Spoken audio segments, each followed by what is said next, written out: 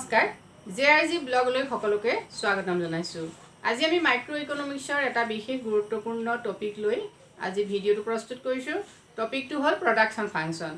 ইয়াৰ আগতে আমি যিমানসমূহ ভিডিঅ' প্ৰস্তুত কৰিছিলো সকলোতে আমি আলোচনা কৰিছিলো কনজিউমাৰৰ ওপৰত, অৰ্থাৎ উপভোক্তাৰ আচৰণৰ ওপৰত। উপভোক্তাই দ্ৰব্য এটা ক্ৰয় কৰিবলৈ গৈ কেনেকুৱা ধৰণৰ আচৰণ কৰে সেই সম্পৰ্কে আমি ইতিমধ্যে বহুতখিনি কথা আলোচনা কৰিছিলো। অৰ্থনীতিৰ প্ৰায় আধা অংশ কনজিউমাৰে লৈ আছে। এতিয়া কনজিউমাৰৰ পাছত আহিলে প্ৰডিউচাৰ। এতিয়া আমি আজি আলোচনা কৰিম যে প্ৰডিউচাৰ এজনে দ্ৰব্য সামগ্ৰী উৎপাদন কৰিবলৈ যাওঁতে তেওঁ কেনেকুৱা ধৰণৰ আচৰণ কৰিব পাৰে। কিন্তু তাৰ আগতে আমি এটা কথা জানি ল'ব লাগিব, প্ৰডিউচাৰ কোন, অৰ্থাৎ উৎপাদক কোন। যিজনে দ্ৰব্য সামগ্ৰী এটা প্ৰস্তুত কৰে, এটা দ্ৰব্য অভাৱ পূৰণ কৰিব পৰা ক্ষমতা প্ৰস্তুত কৰে এটা দ্ৰব্যত, সেই ব্যক্তিজনে হৈছে প্ৰডিউচাৰ। অৰ্থাৎ প্ৰডিউচাৰজনে কি কৰে, ইনপুটক আউটপুটলৈ কি কৰে, ট্ৰেন্সফাৰ কৰে। এতিয়া আমাৰ সাধাৰণ ভাষাত কোৱা হয় যে উৎপাদন হ'ল যে দ্ৰব্য এটাত উপযোগিতা সৃষ্টি কৰাৰ প্ৰক্ৰিয়া, আমাৰ জেনেৰেল কনচেপ্ট এইটো। কিন্তু অৰ্থনীতিত কোৱা হয় যে production refers to transformation of inputs into output. অৰ্থাৎ অৰ্থনীতিৰ ভাষাৰে আমি ক'ম যে উৎপাদন এটা প্ৰক্ৰিয়া যি কি কৰে আমাৰ ইনপুটক আউটপুটলৈ পৰিৱৰ্তন কৰে। এতিয়া ইনপুট আউটপুট কি, উৎপাদন আৰু উপাদান। ইনপুটছ মিন উপাদান আৰু আউটপুট হ'ল উৎপাদন। এতিয়া আমি চাওঁ যে উৎপাদন কৰিবৰ কাৰণে আমি কৈছোঁ যে ইনপুটছ লাগে। এতিয়া ইনপুটছ অৰ্থাৎ উপাদান কেইটা, এই প্ৰশ্নটো প্ৰায়ে আমাৰ ফাইনেল এক্সামবিলাকত আহি থাকে বা যিকোনো ধৰণৰ কম্পিটিটিভ এক্সামত আহে যে ফেক্টৰ্ছ অৰ্থাৎ ইনপুটছ কেইটা। এতিয়া উৎপাদনৰ উপাদান হ'ল 4টা। ছাত্ৰ ছাত্ৰীসকলে মনত ৰাখিব, উৎপাদনৰ উপাদান কেইটা, 4টা। উৎপাদনৰ উপাদান হ'ল 4টা। সেইটা হ'ল land, labour, capital and organisation. Land, labour, capital and organisation. অৰ্থাৎ উৎপাদনৰ উপাদান 4টা। এটা হ'ল শ্ৰম, নেক্সট আহিলে মূলধন, নেক্সট হ'ল ভূমি আৰু নেক্সট হ'ল অৰ্গেনাইজেশ্যন অৰ্থাৎ সংগঠক। এতিয়া আমি চাওঁ যে লেণ্ডে কি পায়। লেণ্ড হৈছে ভূমিয়ে সদায় খাজনা পায়, লেবাৰে মজুৰি পায়, কেপিটেলে সুদ পায় আৰু অৰ্গেনাইজেশ্যনে লাভ পায়। গতিকে এইটো এটা প্ৰশ্ন হয় কেতিয়াবা পৰীক্ষাত আহে যে উৎপাদনৰ উপাদান কোনটো উপাদানে কি আহৰণ কৰে, লিখা বুলি এটা প্ৰশ্ন আহে। এতিয়া উৎপাদন কৰিবলৈ হ'লে মানে আমাক কি লাগিব, এই 4টা উপাদান লাগিব। এই 4টা উপাদান নহ'লে উৎপাদন কাৰ্য সংগঠিত নহয়। গতিকে উৎপাদন হ'বলৈ হ'লে আমাক 3টা কথাত আমি বিশেষকৈ গুৰুত্ব দিব লাগিব। এটা হ'ল ইনপুটছ অৰ্থাৎ ফেক্টৰ্ছ। প্ৰথম কথা আহিলে প্ৰডাকশ্যনত আমাৰ এনে প্ৰথম লাগিব কি, ফেক্টৰ্ছ। প্ৰডাকশ্যনত আমাক প্ৰথম লাগিব ফেক্টৰ্ছ। এইখিনি যদি প্ৰডাকশ্যন কওঁ, প্ৰডাকশ্যনত প্ৰথম ফেক্টৰ্ছ। নেক্সট লাগিব টেকন'লজি আৰু নেক্সট আমাক লাগিব টাইম, সময়। এতিয়া ফেক্টৰ্ছ নহ'লে আমি উৎপাদন কৰিব নোৱাৰোঁ। নেক্সট আমি টেকন'লজি লাগিব উৎপাদন কৰিবলৈ, প্ৰযুক্তি লাগিব, প্ৰযুক্তি নহ'লে আমি উৎপাদন কৰিব নোৱাৰোঁ। নেক্সট সময় লাগিব। সেই সময়টোৰ ক্ষেত্ৰতো উৎপাদনৰ এই যিটো আমি পাঠ পঢ়িম ইয়াত বহুত কথা আলোচনা কৰিবলগীয়া আছে। ঠিক আছে, নেক্সট আমি চাওঁ প্ৰডাকশ্যন ফাংচন কি, আমি কথাটো গম পালোঁ। এতিয়া প্ৰডাকশ্যন কি গম পালোঁ। নেক্সট আহিলে প্ৰডাকশ্যন ফাংচন অৰ্থাৎ উৎপাদন ফলন কি। Production function and expression of the technological relation between physical inputs and output of a good. যিকোনো এটা দ্ৰব্যৰ উৎপাদন কৰিবলৈ উপাদান আৰু উৎপাদনৰ মাজৰ ফিজিকেল ইনপুট হ'ল আমাৰ টেকন'লজিকেল ৰিলেশ্যনশ্বিপ, প্ৰযুক্তিগত যি সম্পৰ্ক, অৰ্থাৎ উপাদান আৰু উৎপাদনৰ মাজৰ প্ৰযুক্তিগত যি সম্পৰ্ক, সেই সম্পৰ্ককে কোৱা হয় উৎপাদন ফলন। এতিয়া এই উৎপাদন ফলনটোক আমি কেনেকৈ দেখুৱাব পাৰোঁ সাংকেতিকভাৱে। Q is equal function of L, K, N, O আমি এনেকৈ দেখুৱাব পাৰোঁ। এতিয়া ইয়াত Q is equal function of L, K, N, O. L means labor, K means capital, N হ'ল land, O হ'ল organization. গতিকে এইটো হ'ল উৎপাদন ফলন। উৎপাদন ফলনটোক আমি এনেকৈ দেখুৱাব পাৰোঁ ইয়াৰ ছাত্ৰ ছাত্ৰীসকলে যদি উপাদানখিনি মনত ৰাখে তেতিয়াহ'লে কি হৈছে উৎপাদন ফলনটো কেনেকৈ দেখুৱাব পাৰি নিশ্চয় মনত ৰ'ব। এতিয়া ইয়াৰ পাছত আমাৰ আৰু এটা প্ৰশ্ন আহিল যে টাইপছ অফ প্ৰডাকশ্যন। এতিয়া types of production function. Types of production function, উৎপাদন ফলনৰ ধৰণ কি কেইটা? এতিয়া আমি উৎপাদন ফলনৰ ধৰণ লিখিলোঁ আমি দুটা। উৎপাদন ফলনৰ ধৰণ দুটা। প্ৰথম আহিলে শ্বৰ্ট ৰান প্ৰডাকশ্যন ফাংচন আৰু নেক্সট হ'ল লং ৰান প্ৰডাকশ্যন ফাংচন। অৰ্থাৎ হ্ৰস্বকালীন উৎপাদন ফলন আৰু দীৰ্ঘকালীন উৎপাদন ফলন। হ্ৰস্বকালীন উৎপাদন ফলন আৰু দীৰ্ঘকালীন উৎপাদন ফলন সেই সম্পৰ্কে আলোচনা কৰিবলৈ যোৱাৰ আগতে আমি এটা কনচেপ্ট ক্লিয়াৰ কৰি ল'ব লাগিব। সেই কনচেপ্টটো কি? প্ৰথম কথা হ'ল হ্ৰস্বকাল আৰু দীৰ্ঘকাল। অৰ্থনীতিত সময়ক দুটা ভাগত, বিশেষকৈ দুটা ভাগত, তিনিটা বুলিও কোৱা হয়, অতি হ্ৰস্বকালো এটা আছে, কিন্তু বিশেষভাৱে দুটা ভাগত ভাগ কৰা হৈছে। সেই ভাগ দুটা হ'ল হ্ৰস্বকাল অৰ্থাৎ শ্বৰ্ট ৰান আৰু ইটো হ'ল দীৰ্ঘকাল। দীৰ্ঘকাল মানে লং ৰান। এতিয়া হ্ৰস্বকালনো কোনটো? যিটো সময়ত উৎপাদনৰ উপাদানসমূহ সকলো উপাদান পৰিৱৰ্তন কৰি উৎপাদন কৰিব নোৱাৰি, সেই সময়টোক কোৱা হয় শ্বৰ্ট ৰান অৰ্থাৎ হ্ৰস্বকাল।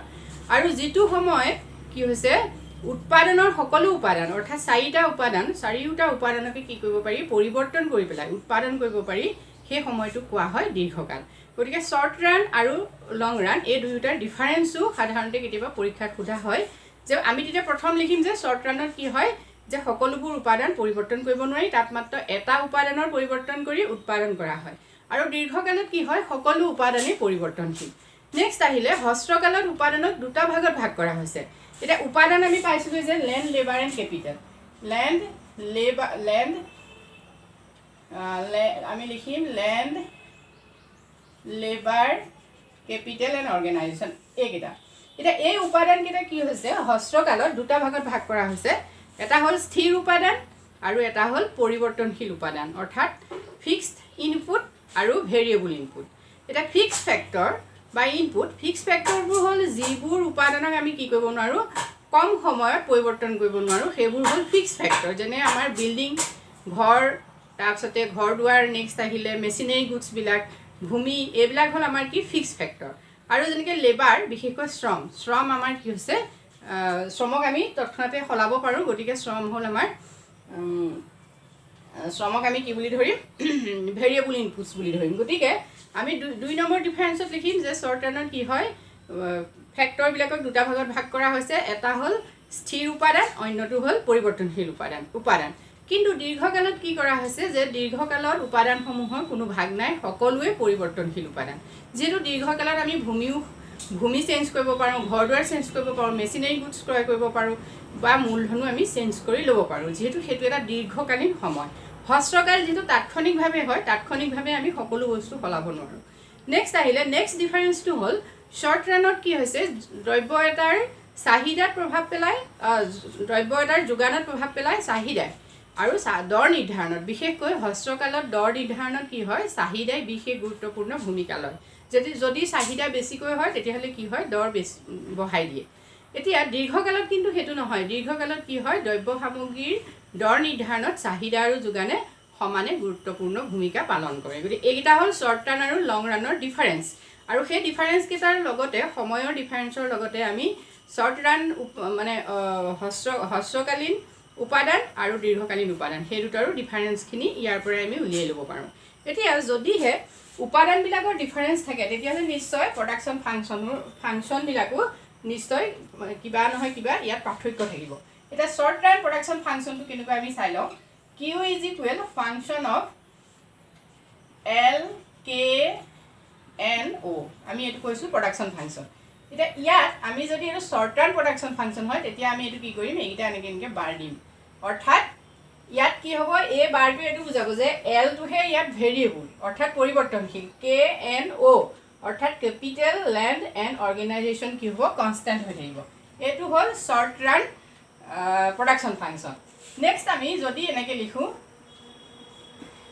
LKNO, আমি যদি এনেকৈ লিখোঁ গোটেইকেইটা ক'তো বাৰ নিদিওঁ তেতিয়া আমি বুজি পাম যে এইটো হৈছে লং ৰান প্ৰডাকশ্যন ফাংচন। ইয়াত কি হৈছে অল ফেক্টৰছ আৰ ভেৰিয়েবল, সকলো ইয়াত উপাদানেই হৈছে পৰিৱৰ্তনশীল গতিকে এনেকৈ আমি কি কৰিব পাৰোঁ শৰ্ট ৰান আৰু লং ৰান ফাংচন নিৰ্ণয় কৰি দেখুৱাব পাৰোঁ নেক্সট ষ্টেপত আহিলে প্ৰডাকশ্যনবিলাক উৎপাদনবিলাকক আমি কেইটা টাইপত ভাগ কৰিব পাৰোঁ উৎপাদন কি প্ৰকাৰৰ হ'ব পাৰে টাইপছ অফ প্ৰডাকশ্যন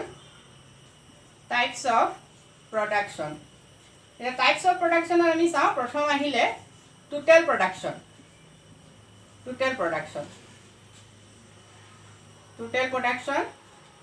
2 নম্বৰ আহিলে এভাৰেজ প্ৰডাকশ্যন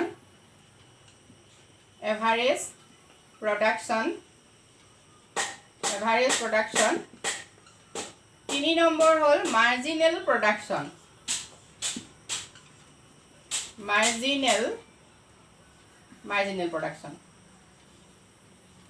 এতিয়া আমি চাওঁ টোটেল প্ৰডাকশ্যন কি যে কোনো এটা নিৰ্দিষ্ট সময়ত নিৰ্দিষ্ট উপাদান ব্যৱহাৰ কৰি দ্ৰব্য এটাৰ যিমান পৰিমাণৰ উৎপাদন কৰা হয় সেই পৰিমাণটোকে কি বুলি কোৱা হয় মুঠ উৎপাদন বুলি কোৱা হয় মুঠ উৎপাদনক আমি কেনেকৈ দেখুৱাব পাৰোঁ আমি যিটো প্ৰডাকশ্যন ফাংচন দিছিলোঁ সেই ফাংচনটোকে আমি দেখুৱাব পাৰোঁ ফাংচন অফ এল কে মানে এল আৰু কে লৈ পেলাই আমি কিউৰ কিমান পৰিমাণ উৎপাদন কৰিলোঁ সেই উৎপাদনটো কি বুলি আমি ক'ম টোটেল প্ৰডাকশ্যন বুলি ক'ম নেক্সট আহিলে এভাৰেজ প্ৰডাকশ্যন মানে এভাৰেজ প্ৰডাকশ্যন হ'ল গড় উৎপাদন এতিয়া গড় উৎপাদনটো আমি কেনেকৈ উলিয়াম যে আমি পৰিৱৰ্তনশীল উপাদান এটা প্ৰয়োগ কৰাৰ ফলস্বৰূপে গড় মুঠ উৎপাদনত কিমান পৰিৱৰ্তন হ'ল বা পৰিৱৰ্তনশীল উপাদান এটা পৰিৱৰ্তন কৰি বা উপাদান এটা নিয়োগ কৰি পেলাই আমি মুঠ উৎপাদনৰ যিমানখিনি বৃদ্ধি হ'ল সেইটোকে কোৱা হয় গড় উৎপাদন আমি এটা সাংকেতিকভাৱে দেখুৱাব পাৰোঁ এভাৰেজ প্ৰডাকশ্যন TP ডিভাইডেড বাই এতিয়া এইটো আমি এল দিলোঁ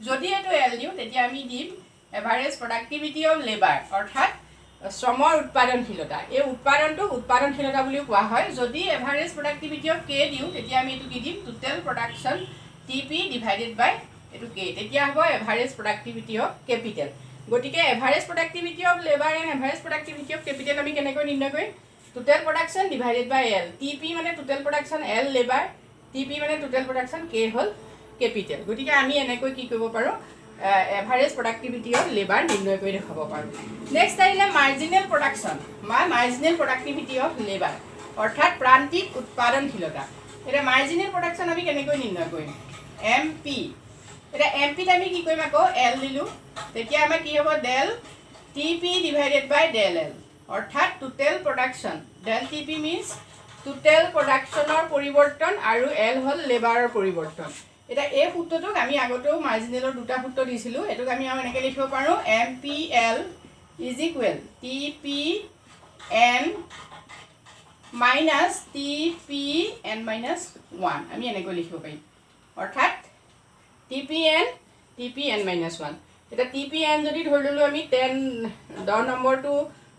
নম্বৰৰ উৎপাদন মুঠ প্ৰডাকশ্যন তেতিয়াহ'লে TPN মাইনাছ 1টো হ'ল 9 নম্বৰৰ মুঠ প্ৰডাকশ্যন এই দুইটা বিয়োগ কৰিলে আমি মাৰ্জিনেল প্ৰডাক্টিভিটি অফ এল পাম ঠিক তেনেকৈ মাৰ্জিনেল প্ৰডাক্টিভিটি অফ কে হ'ল Dell TP divided by Dell কে এতিয়া marginal productivity of K is equal কি হ'ব TPN আৰু TPN মাইনাছ 1 সূত্ৰটো ইয়াত আমাৰ ইয়াত একে থাকিব নেক্সট এইটা হ'ল আমাৰ marginal productivity of labour and marginal productivity of capital এনেকৈ আমি মাৰ্জিনেল প্ৰডাক্টিভিটি অফ এল আৰু মাৰ্জিনেল প্ৰডাক্টিভিটি অফ কে নিৰ্ণয় কৰি উলিয়াব পাৰোঁ এতিয়া টোটেল প্ৰডাকশ্যনত আমি আৰু এটা সূত্ৰ দি দিব পাৰোঁ তেতিয়া total production is equal summation marginal production এতিয়া মাৰ্জিনেল প্ৰডাকশ্যনবোৰ আমি যোগ কৰিও কি কৰিব পাৰোঁ টোটেল প্ৰডাকশ্যন নিৰ্ণয় কৰি দেখুৱাব পাৰোঁ গতিকে ছাত্ৰ ছাত্ৰীসকলে প্ৰতিটো ফৰ্মুলা মনত যদি ৰাখে তেতিয়াহ'লে ডেফিনেশ্যনবোৰো ধুনীয়াকৈ ক'ব পাৰিব আজিলৈ ইমানেই যদি ভিডিঅ'টো ভাল লাগিছে লাইক কৰিব আৰু চেনেলটো ছাবস্ক্ৰাইব কৰিবলৈ নাপাহৰিব থেংক ইউ